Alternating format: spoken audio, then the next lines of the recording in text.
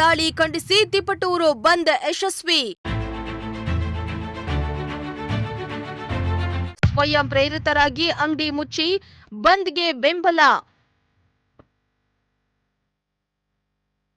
ಕಾಶ್ಮೀರದ ಪಹಲ್ಗಾಮ್ನಲ್ಲಿ ಉಗ್ರರ ಅಟ್ಟಹಾಸಕ್ಕೆ ಎಲ್ಲೆಡೆ ವ್ಯಾಪಕ ಆಕ್ರೋಶ ವ್ಯಕ್ತವಾಗ್ತಾ ಇದ್ದು, ಉಗ್ರರ ವಿರುದ್ಧ ಕಠಿಣ ಕ್ರಮಕ್ಕೆ ಆಗ್ರಹಿಸಿ ದೇಶಾದ್ಯಂತ ಪ್ರತಿಭಟನಾ ಕಿಚ್ಚು ಜೋರಾಗ್ತಾ ಇದೆ. ಇತ್ತ ಭಯೋತ್ಪಾದಕರ ವಿರುದ್ಧ ಕ್ರಮಕ್ಕೆ ಆಗ್ರಹಿಸಿ ತಿಪಟೂರು ಬಂದ್ಗೆ ಹಿಂದೂಪರ ಸಂಘಟನೆಗಳ ಒಕ್ಕೂಟ ಕರೆಯನ್ನ ನೀಡಿದ್ದು, ತಿಪಟೂರು ಬಂದ್ ಸಂಪೂರ್ಣ ಯಶಸ್ವಿಯಾಗಿದೆ.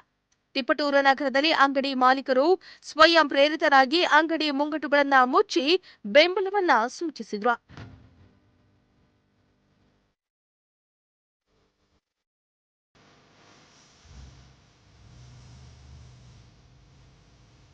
ತಿಪಟೂರು ನಗರದ ಗ್ರಾಮ ದೇವತೆ ಶ್ರೀ ಕೆಂಪಮ್ಮ ದೇವಿ ದೇಗುಲದಿಂದ ನಗರಸಭೆ ವೃತ್ತದವರೆಗೆ ಬೃಹತ್ ಪ್ರತಿಭಟನಾ ಮೆರವಣಿಗೆ ಸಾಗಿದ್ದು, ಪ್ರತಿಭಟನಾ ಮೆರವಣಿಗೆಯಲ್ಲಿ ನೂರಾರು ಮಂದಿ ಹಿಂದೂಪರ ಮುಖಂಡರು ಭಾಗಿಯಾಗಿ ಉಗ್ರರ ವಿರುದ್ಧ ಕ್ರಮ ಕೈಗೊಳ್ಳುವಂತೆ ಆಗ್ರಹಿಸಿದ್ರು. ಪ್ರತಿಭಟನೆಯಲ್ಲಿ ಬಿಜೆಪಿ ಮುಖಂಡ ಲೋಕೇಶ್ವರ್ ಭಾಗಿಯಾಗಿದ್ದು, ಉಗ್ರರ ಕೃತ್ಯವನ್ನ ಖಂಡಿಸಿದ್ದು, ಇನ್ನು ತಿಪಟೂರಿನಲ್ಲಿ ಬಂದ್ಗೆ ಅಂಗಡಿ ಮಾಲೀಕರು ಬೆಂಬಲವನ್ನ ಸೂಚಿಸಿದ್ದು, ತಿಪಟೂರು ಪಟ್ಟಣದ ಬಿಎಚ್ ರಸ್ತೆ, ಸ್ಟೇಷನ್ ರಸ್ತೆ, ಹಲ್ಕುರ್ಕೆ ರಸ್ತೆ, ಎಪಿಎಂಸಿ ಮಾರುಕಟ್ಟೆ, ತರಕಾರಿ ಮಾರುಕಟ್ಟೆ ಸೇರಿ ಎಲ್ಲವೂ ಸಂಪೂರ್ಣವಾಗಿ ಸ್ತಬ್ಧವಾಗಿತ್ತು.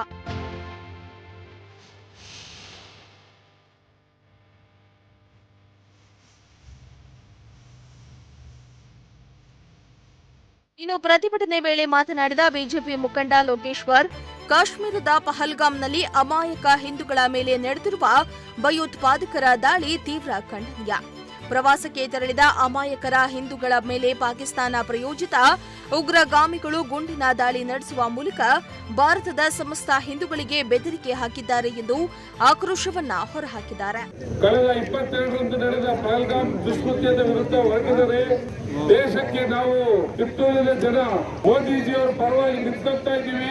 ಪ್ರತಿಭಟನಾ ಮೆರವಣಿಗೆ ಬಳಿಕ ತಿಪಟೂರು ಉಪವಿಭಾಗಾಧಿಕಾರಿಗಳ ಮೂಲಕ ಸರ್ಕಾರಕ್ಕೆ ಮನವಿ ಪತ್ರವನ್ನ ಸಲ್ಲಿಸಲಾಯಿತು. ಪ್ರತಿಭಟನೆಯಲ್ಲಿ ಮಾಜಿ ಶಿಕ್ಷಣ ಸಚಿವ ಬಿಸಿ ನಾಗೇಶ್, ಖ್ಯಾತ ವಕೀಲರಾದ ಶ್ರೀಶಾ, ಜೆಡಿಎಸ್ ಮುಖಂಡ ಕೆಟಿ ಶಾಂತಕುಮಾರ್, ಮಡೆನೂರು ವಿನಯ್, ನಗರಸಭೆ ಮಾಜಿ ಸದಸ್ಯ ಪ್ರಸನ್ನ ಕುಮಾರ್ ಸೇರಿ ಹಲವರು ಭಾಗಿಯಾಗಿದ್ದರು. ಮಂಜುನಾಥ್, ಪ್ರಜಾಶಕ್ತಿ ಟಿವಿ, ತಿಪಟೂರು.